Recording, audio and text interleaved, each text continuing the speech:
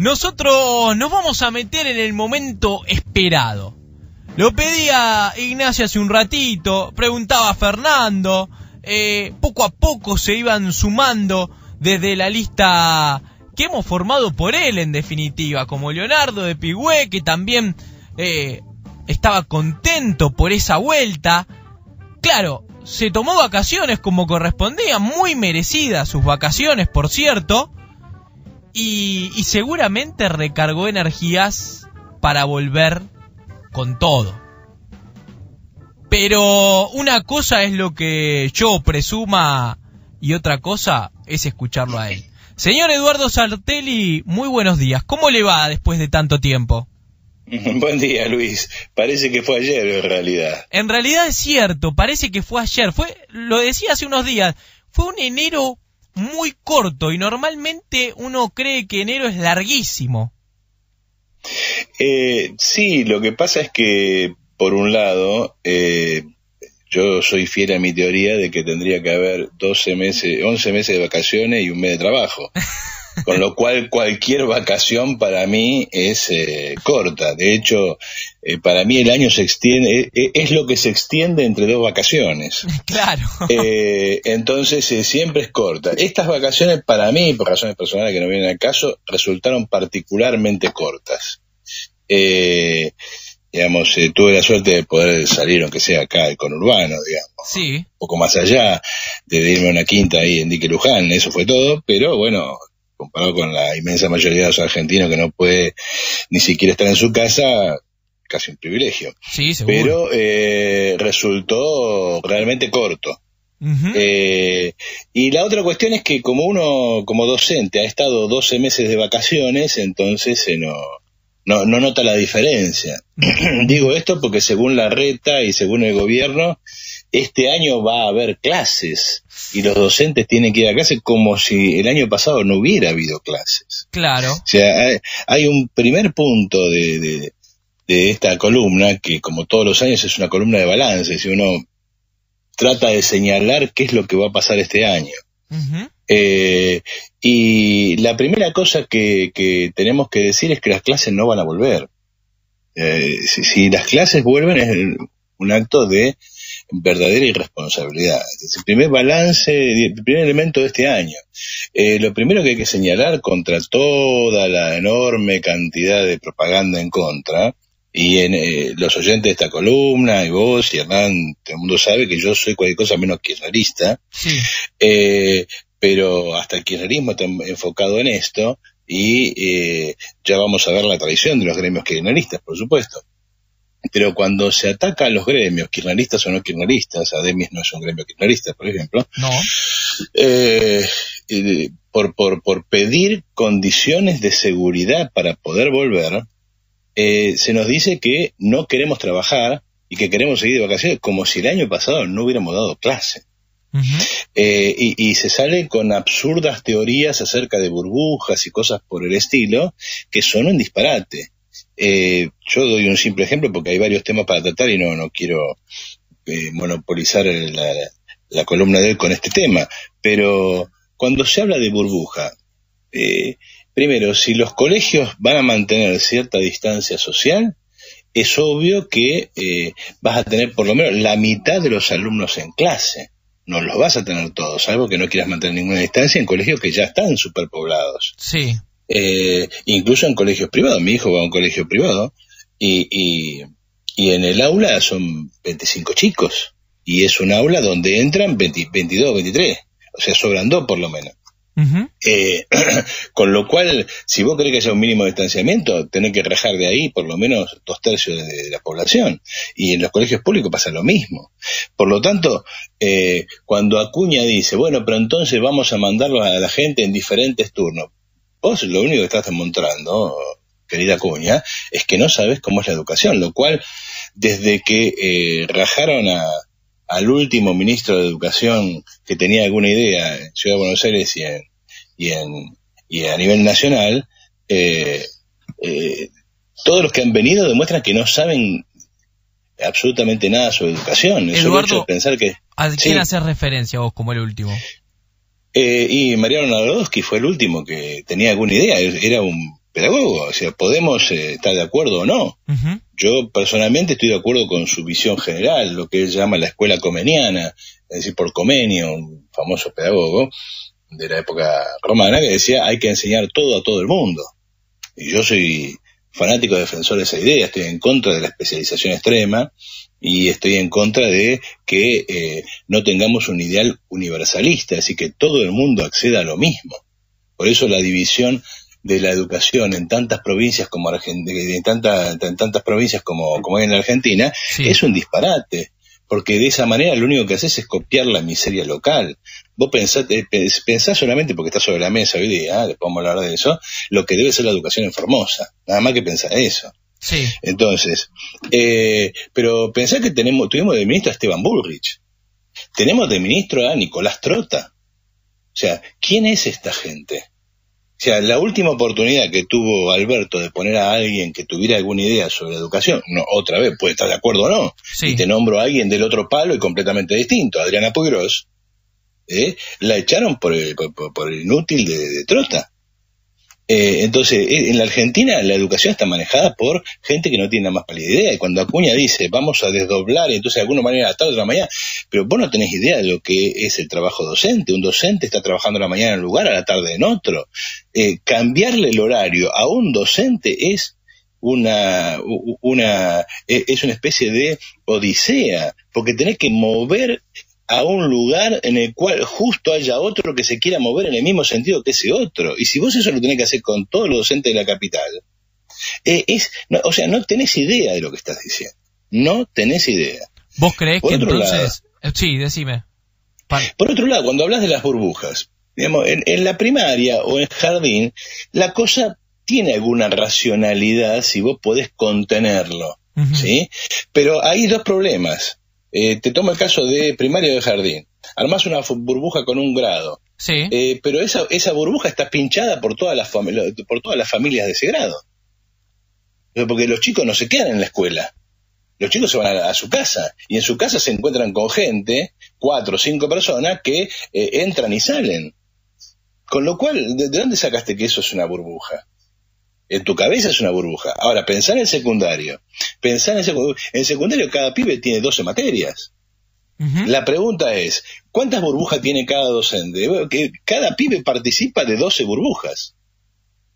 Multiplicá 12 por 20 y te vas a dar cuenta la cantidad de gente que forma esa burbuja. Multiplicá esa cifra por 4 o 5 los parientes de cada pibe, porque los pibes otra vez no se quedan en la escuela, sino que se van a su casa, y te da una cifra descomunal. Pero no solamente eso, multiplicá esa cifra descomunal por 5 o por 6, que son los lugares en los que cada docente de secundario da clase. Porque una maestra viene y se estaciona por lo menos un turno en un colegio primario. Un maestro. Ahora, un docente de secundaria, un tipo que da física, tiene 2 horas por semana en un curso. O sea, necesita 20 cursos para sumar la base mínima de un sueldo, que son 40 horas. Ujú. O sea, ese tipo participa de 20 burbujas. Vos te das cuenta que lo que estamos diciendo es un disparate. Y no tienen idea de lo que están diciendo. Entonces, vos decime efectivamente, demostrame que los pibes no se contagian, demostrame que los pibes no contagian a otros, y demostrame que los docentes no se van a contagiar y no van a transitar por todas las burbujas en las que transitan, y que los padres no se contagian, y entonces hablamos. Dicho de otra manera, demostrame que vacunaste a una cantidad importante de la población. Porque Ujú. tampoco sirve con vacunar solamente a los docentes. Ahí cortás una transitividad entre burbujas, pero los pibes siguen relacionándose entre sí y van a su casa y tienen su familia. Entonces, el primer punto es, las clases no van a volver, esto es un disparate, y si vuelven, vamos a tener un problema serio. Puedo decir Lo que ya está significa definido que no vuelven. Mirá, vienen, yo no sé si está definido, están haciendo una propaganda enorme. ¿Por qué? Porque acá lo que se está jugando es otra cosa. Acá lo que se está jugando es quién monopoliza el fenómeno político pandemia. Porque en realidad yo entro al tema de educación por este lado. Porque en realidad lo que quiero discutir hoy es quién va a ganar las elecciones en octubre. Esa es toda la discusión. Porque quien gane las elecciones en octubre decide toda la política argentina. Si gana la oposición, hay una catástrofe dentro del Frente de Todos. Si gana el Frente de Todos, hay una catástrofe en la oposición. La pregunta es, ¿quién va a ganar? ¿Quién va a ganar? Entonces, para entender quién va a ganar este año las elecciones, a cómo va la cosa y al día de hoy, yo te garanto que la gana la oposición, salvo que la oposición sea muy estúpida de dividirse y no definir cosas. Por ejemplo, que Macri no defina que el candidato es ¿cómo se llama? Larreta. Sí. Y que no defina que el candidato para provincia, ¿quién es? Vidal. Bueno, Vidal tiene otras pretensiones, por lo que se parece. No lo sé, puede ser el binomio, no importa, pero si la oposición se ordena, y ahí hay un problema, que es el problema de siempre, que es Elisa Carrió, ¿sí? Si la oposición se ordena, va camino a ganar las elecciones, pero caminando. Ahora, una clave de la victoria en octubre es algo que vamos a hablar ahora, la economía. Pero otra clave es quién capitaliza el fenómeno político pandemia. La pandemia y su correlato, o sea, la política con la que el gobierno la encaró, sí, es una cuarentena falsa, porque desde julio, agosto, que acá no hay cuarentena, nada que se le parezca, sí, tal cual. Por otro lado, una inoperancia absoluta a la hora de entender la vacunación. Lo quieren tapar en estos días diciendo hay problemas de vacunación en todo el mundo. Sí, te lo tomo, hay problemas de vacunación en todo el mundo, pero aquellos que se ordenaron y lo hicieron rápido, es decir, los que hoy podrían decir qué capo soy, mirá cómo resolví el problema, aún con dificultades, te doy el caso de Israel. Israel, al ritmo que va vacunando, ya lleva casi un tercio de la población y se supone que el 31 de marzo la vacunó toda. Es cierto. Bueno, pero a mí sabes que en estos días nosotros veníamos hablando el tema de la vacunación, ¿no? Que el presidente en diciembre había anticipado 10 millones de dosis. Llega enero y Ginés González García dice, no, vamos a tener 5 en enero, 5 en febrero, y ahora hace unos días dicen que vamos a tener más de 50 millones de dosis. El propio ministro, tiempo después, aparece una asesora presidencial, como Cecilia Nicolini, que estuvo, de hecho, si yo no recuerdo mal, viajó hasta Rusia también, por el tema del Sputnik, y también asegura que hay 60 millones de dosis. Ahora, ¿es necesario recurrir constantemente a esto cuando ya, como bien decís, el plan de vacunación no está funcionando, no está bien encarado y siguen hablando de números, de promesas?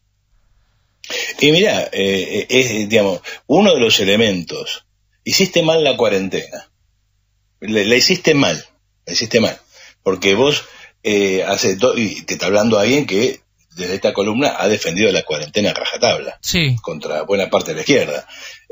Vos hacías 2 meses de cuarentena, perseguías a todos los que estaban contagiados, veías todos sus contactos y llegabas a un nivel de control y entonces vos empezabas a manejar la cosa de otra manera.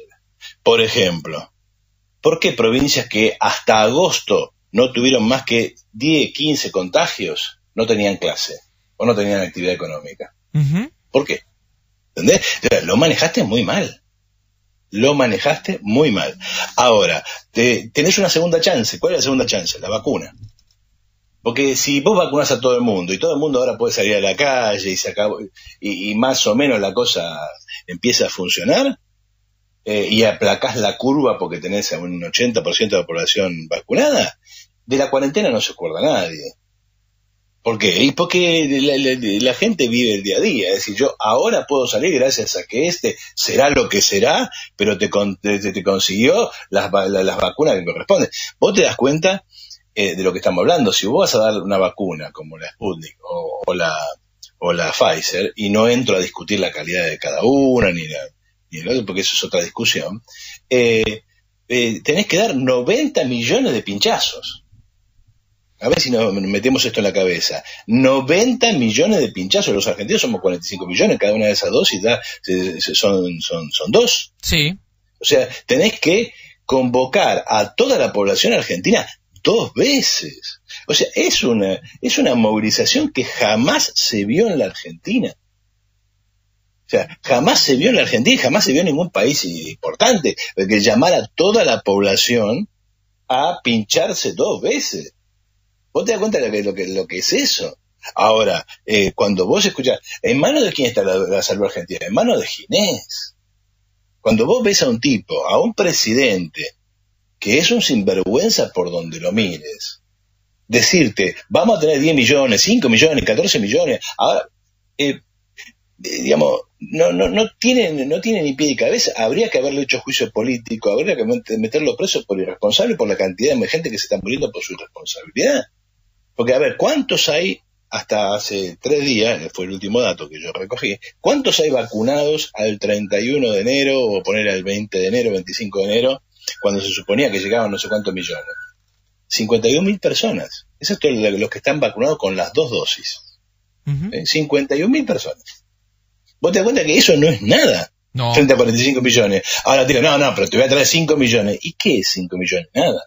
5 millones, 5 por 9, 45 es la 9ª parte de lo que precisás. ¿Y eso qué significa? Que 5 millones de vacunas no impactan. No impactan, entre otras cosas, porque como le vas a dar las vacunas a la que te criaste, a cualquiera, probablemente buena parte de esos 5 millones de personas sean personas que ya están inmunizadas, porque ya tuvieron COVID y no lo supieron. Con lo cual, no movés el sensor. O sea, no causaste ningún impacto sanitario. Tenés que vacunar por lo menos a 30 millones de personas en serio para que empieces a hablar de inmunidad de rebaño en la Argentina. Conclusión.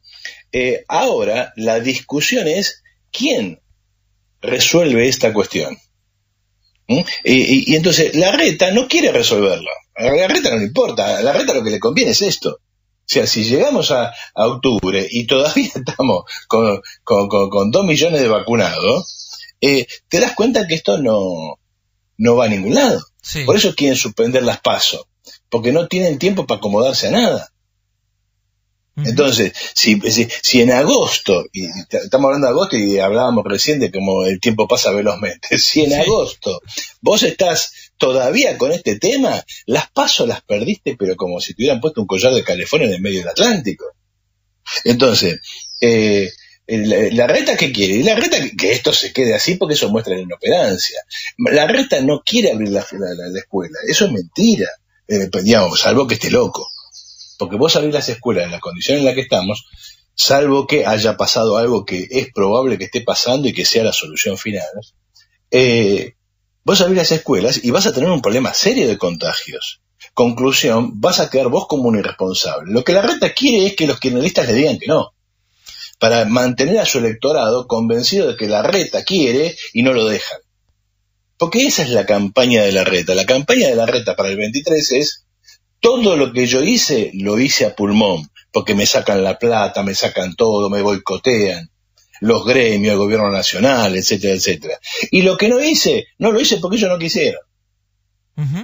Macri ganó con esa misma fórmula. A ver, ¿por qué hice Metrobús? Hice Metrobús porque no me dejaban hacer subterráneo. Es así de sencillo, porque no me dejaban endeudarme, no me dejaban pedir plata, no me dejaban... Bueno, entonces, ahí está perfilada la cosa. Bueno, hoy salía en La Nación el tema del soterramiento del Sarmiento, de esa obra que se anunció durante años y también nunca se terminó de finalizar y que podría haber ayudado también a la ciudad de Buenos Aires. El tema de las obras que también van quedando ahí, algunas que se van postergando en la ciudad. Escúchame, el soterramiento del Sarmiento parece el asunto de los desagües del sur. Vos viste que la provincia de Buenos Aires se inunda, sobre todo la parte sur, cada 2 por 3 mal. Y alterna, hay un problema de manejo hídrico muy importante porque es una planicie, es como si fuera una palangana chata. Llueve y el agua tiende a irse. Y entonces alternás inundaciones con sequía todo el tiempo. Entonces hay un viejo proyecto para manejar el agua del sur que se llama el proyecto de los desagües del sur, de zona de Trenquelao, que Tres Arroyos, toda esa zona que hay para abajo. Bien, ¿sabés de cuándo es? De 1904. 1904. ¿Sabés quién lo hizo? Florentino Ameghino. Entonces, el asunto del soterramiento del Sarmiento se parece a eso. Ahora, Macri te ganó una elección nacional con el Metrobús y con los pasos a nivel. Y por eso la capital es un bastión inexpugnable del PRO. Entonces, hay un punto en el cual, la oposición camina, por la inoperancia del gobierno, camina a un triunfo bastante claro. Ahora, el otro elemento es la economía. ¿Qué va a pasar en la economía? Porque ese es el elemento que va a decidir. Yo creo que el problema de las vacunas va a ser difícil de resolver porque es difícil de resolver en el mundo. A eso le sumás el factor Alberto y listo, tenés un combo explosivo. Porque en el mundo hay dificultades. Pero en Inglaterra están vacunando los pavotes, en Estados Unidos están vacunando los pavotes, en Israel han votado, ¿cómo se llama? Han vacunado los pavotes. Bueno, es decir, no es necesario que la cosa funcione mal. Vos me podés decir, mira, Alemania también tiene problemas, lo que vos quieras. ¿Sí? Pero al paso en el que vamos, acá no hay vacuna hasta julio-agosto. No hay vacuna. No es que la vacunación va a ser buena o va a ser mala, no hay vacuna. Sí. Entre otras cosas porque te casaste con gente que tiene otras prioridades. Entonces, acá hay un punto. Quien se quede con el elemento pandemia se lleva la mitad de la elección. Si Alberto sigue con estos problemas, si Alberto pierde la segunda oportunidad, que es la vacunación, como la viene perdiendo mal, es más, la viene perdiendo vergonzosamente, porque lo que vos señalabas es eso, o sea, directamente pasan vergüenza. Si no hablaran sería mejor, ¿no? Ahora, por momentos parece que sí. Y sí, a ver, si Alberto te dijera, mire, hay problemas en el mundo, tenemos estos problemas, esto se va a retrasar. Vamos a avisar a la población cuando podamos. Y la gente va a decir, bueno, sos un inútil, está bien, pero no sos un charlatán. Pero además acá sos un inútil y un charlatán. O sea, yo siempre lo digo, voy a decir una guarangada, pero sí. Viene el caso. Si me vas a cagar, no te me cagues de risa. Por lo menos, digamos, hacelo con un mínimo de decencia. Me vas a cagar, está bien, buah, forma parte de la vida política, ¿no? Ahora, encima te me cagás de risa. No, pará, eso ya es mucho. ¿Entendés? Entonces, Alberto y el gobierno kirchnerista están cometiendo los dos errores. Está perjudicando a la población y encima se le está poniendo en la cara, porque cuando te dicen vamos a traer 5 millones, 10 millones, escúchame, basta recorrer las redes para ver todos los memes que se han hecho con el asadito del domingo. Claro, y encima terminan dándole las cartas, en este caso a Larreta, a la oposición, cuando ya lo sentaron en el banquillo para competir desde el año pasado cuando fue el conflicto con la provincia de Buenos Aires. Y ese es un dato interesante, porque es un dato que ordena el PRO. Sí. Porque ¿cuál es el chiste acá? Acá hay dos que corren. Uno es Larreta, sí, y el otro es Macri. O sea, la idea de que Macri no corre es falsa. Macri corre.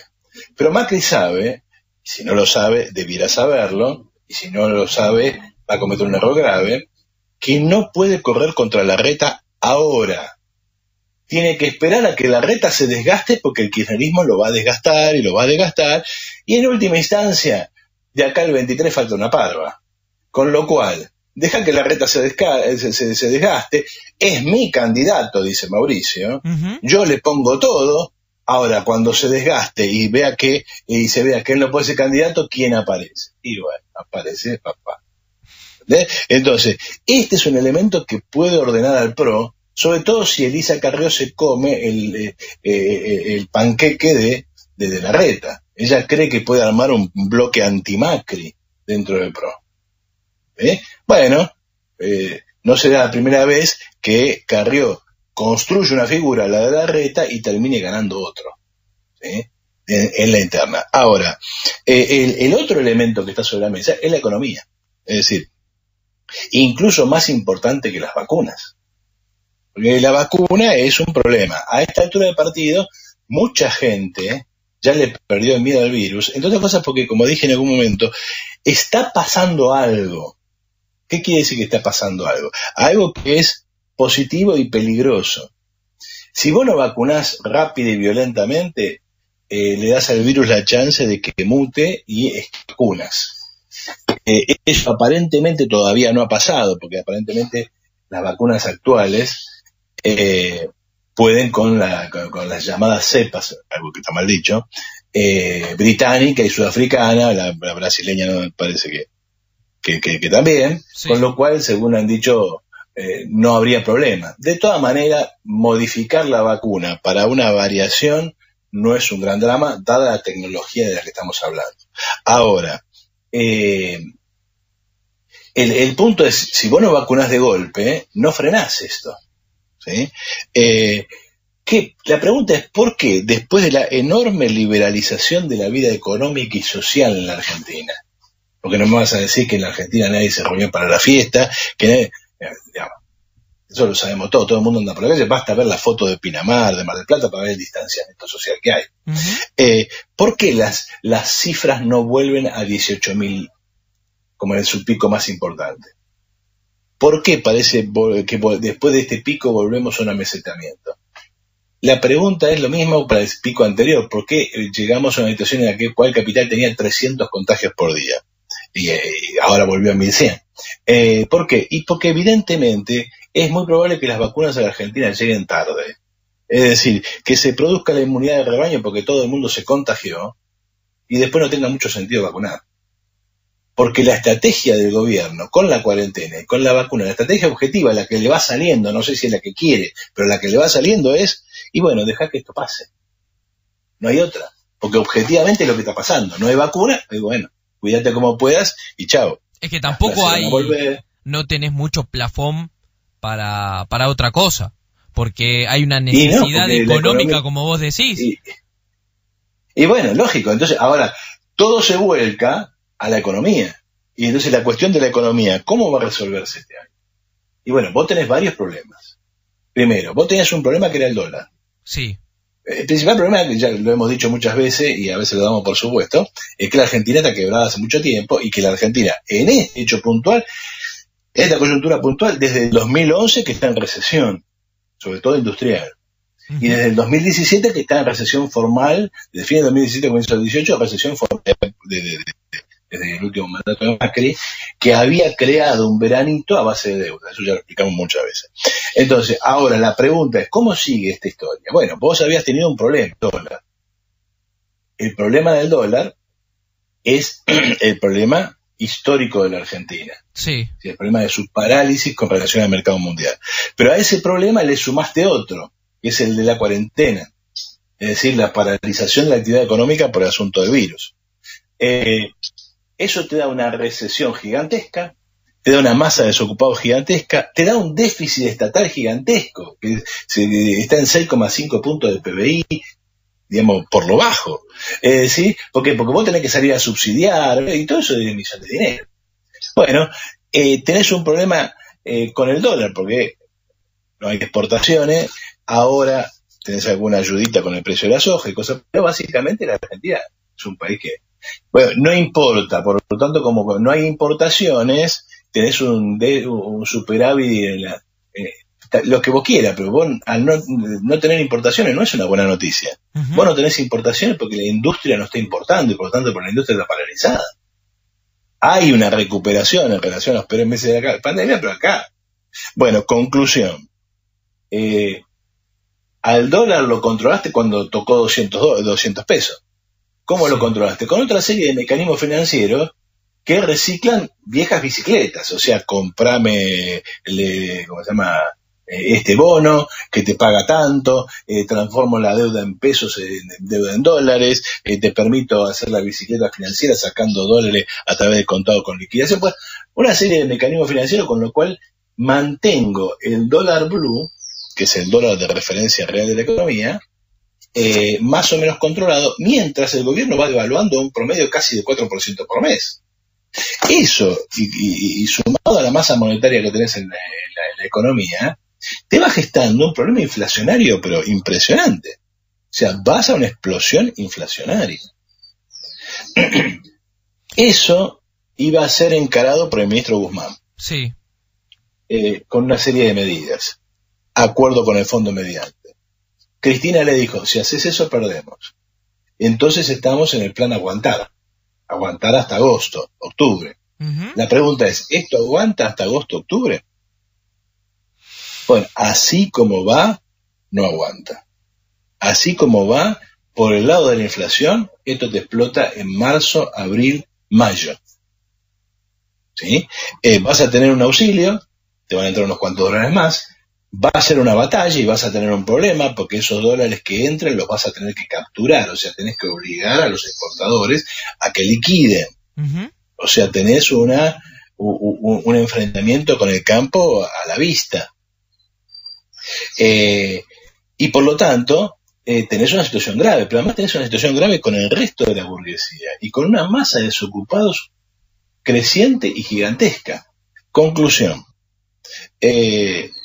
Por el lado de la economía, por el lado de la pandemia, el gobierno hace agua y se encamina a una derrota bestial en agosto o octubre. Al panorama que tenemos hoy. Sí, seguro. Habrá que ver cómo avanza eso.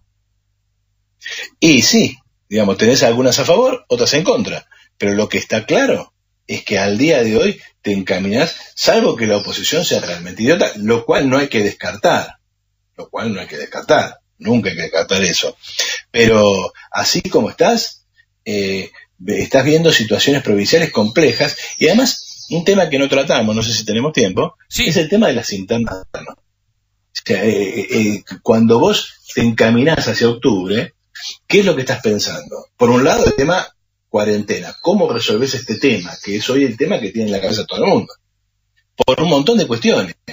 Y a cada uno lo afecta distinto. Otros tienen 88 y 80 años cada uno. Tiene una movilidad, mi suegra relativamente buena, mi suegra no tanto, tiene que usar bastón, pero están cansados de llevar un año dentro de su casa. Sí. No pueden salir a la calle porque salen a la calle y se contagian y se mueren. Es así. No hay muchas vueltas. Una parte de la población argentina tiene ese problema, es decir, ¿qué hay que hacer con mi vida porque no puedo salir de acá? Sí, para otra parte, un año es una vida. Pero lógico, imagínate, a los 88 años parece un año. Ahora, andate a la otra punta. Los pibes están todos podridos. O sea, yo, que como docente, estoy cansado, la verdad que quisiera ir a dar clase, estoy cansado. La verdad que estoy cansado, ya estaba cansado a fines del primer trimestre, porque para el que no sabe lo que es el trabajo docente, el trabajo virtual es mucho más gravoso que el trabajo presencial. Uno va, cumple el horario, hace lo que tiene que hacer y todos los problemas los resuelve ahí hablando con 2 o 3 pibes. Virtualmente tenés que estar horas para corregir. Ahora, los pibes están todos locos ya.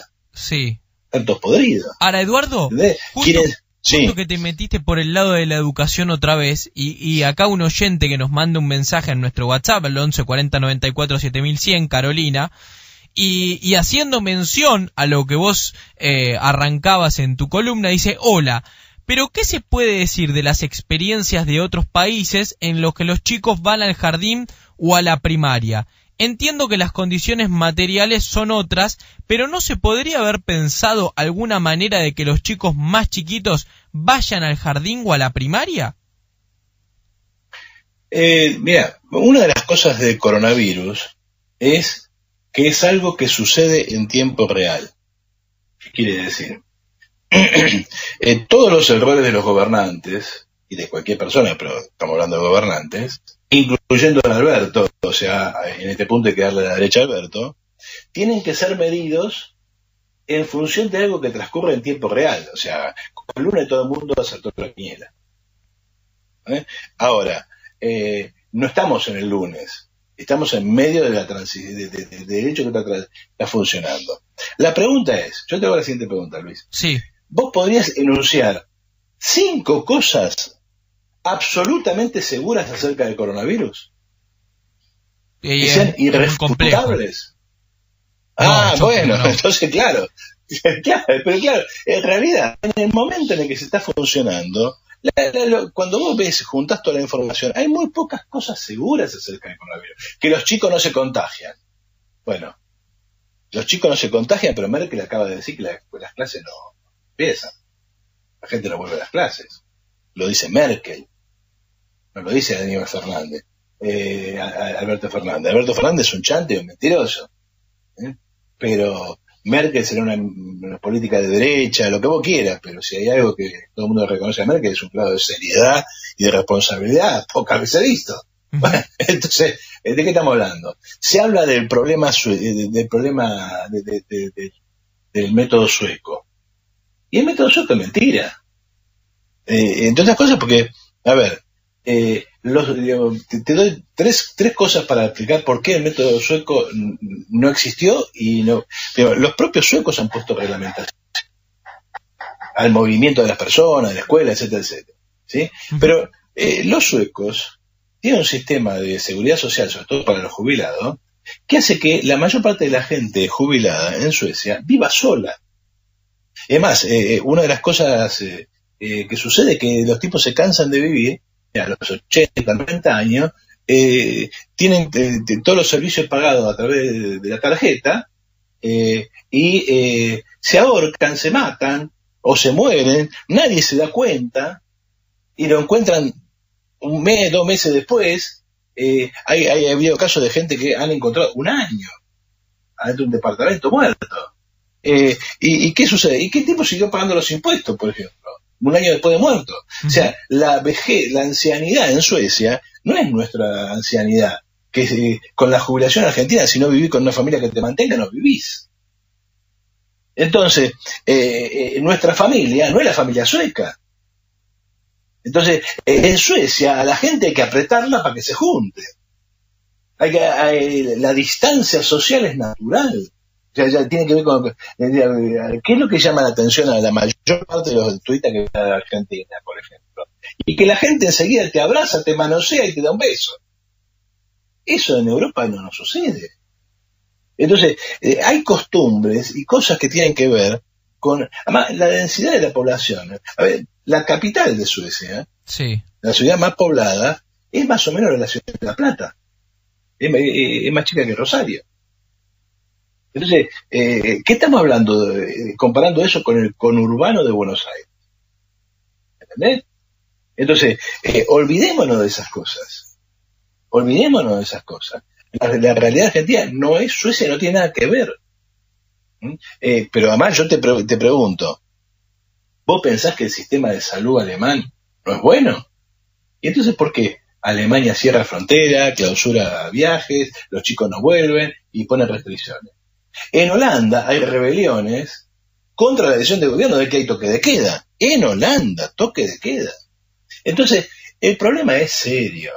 No jorobemos. Ahora, está claro que si vos lo ves por el otro lado, ¿por qué la gente quiere que los chicos vuelvan? ¿Porque quieren que se mueran todos los chicos y que se mueran todos los viejos y se acabó el tiro? ¿Estamos en una especie de guerra del cerdo, como diría la novela de Bioy Casares? No, porque, a ver, mandar tu hijo a la escuela es sacarte de encima un problema por una cantidad de horas. Y cuando digo sacarte de encima un problema por una cantidad de horas, lo estoy diciendo en el buen sentido. Es decir, vos tenés que trabajar, tenés que hacer otras cosas, no podés estar al lado de tu hijo todo el día. A ver, yo mando a mi hijo, más chiquito, a una escuela privada. ¿Por qué lo mando a una escuela privada? Y lo mando a una escuela privada porque tiene doble turno. Y en la zona en la que vivo cuesta conseguir una vacante en una escuela que tenga doble turno. Ahora, si no va a una escuela que tiene doble turno, o la madre o yo no trabajamos. Y si la madre o yo no trabajamos, la casa no se mantiene.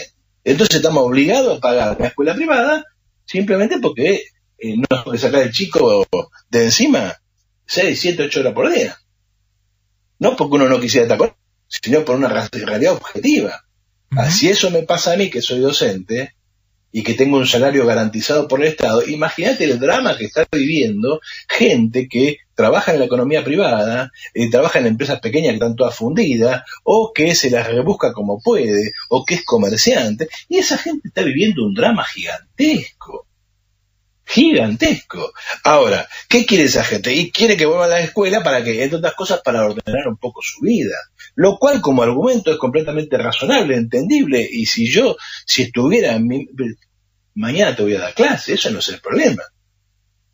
La cuestión es si están dadas las condiciones para que no se muera la gente. Esa es la cuestión, y hay que pensarlo seriamente. Ahora, ya te digo, este punto, que afecta también a la economía, es secundario en relación a la economía. Acá lo que va a decidir la elección es la marcha general de la economía, y la vacuna le va a poner la cereza al postre. Es decir, si la economía sigue así, la oposición va a ganar por casi el 50%, contra un 30 y algo del oficialismo, lo cual va a ser una catástrofe para el oficialismo. Ahora, si la economía sigue así y las vacunas no aparecen, bueno, agárrate, porque la debacle del gobierno puede ser gigantesca.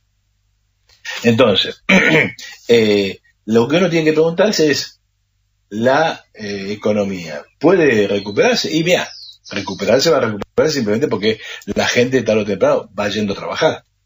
Así que se va a recuperar. De hecho, se supone que va a haber una recuperación de un 4%, ¿no?, para el año que viene. Lo que he pensado en el año que vivimos no llega a recuperar ni un tercio de lo que se perdió. Ahora, esa recuperación, ¿qué va a dar lugar?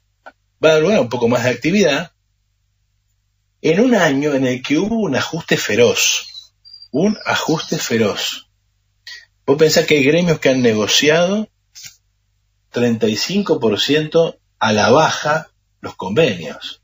No, está claro. Con la excusa de la cuarentena. Está claro que como bien decís, la economía va a ser un factor importante, va a ser un factor a tener en cuenta y a desarrollar sin lugar a dudas en las próximas columnas, porque a medida que pasen los días vamos a ir viendo seguramente esto que vos estás planteado sumado al tema educativo. Por eso yo te invito, Eduardo, a charlar la próxima semana otra vez, porque esto da para largo y tendido, mucho más, seguramente, y que podamos seguir por este camino del análisis.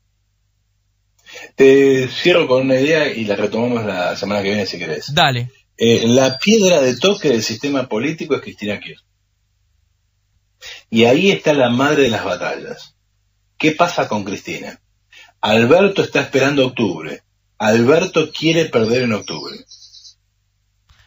A eso vamos entonces, a analizar señor. Eso que acabas de decir a lo último. Te mando un fuerte abrazo. Dale, un fuerte abrazo, Luis.